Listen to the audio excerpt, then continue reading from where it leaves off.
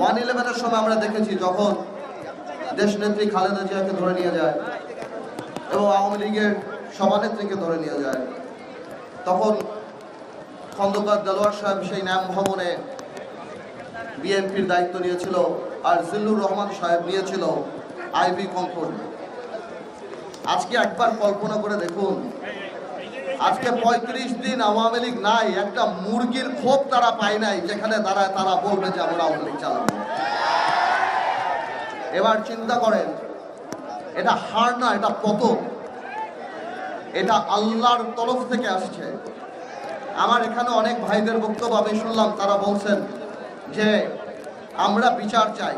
ভাইয়েরা আমার, আমি বলবো বিচার শুধু আরম্ভ হয়েছে ইনশাআল্লাহ।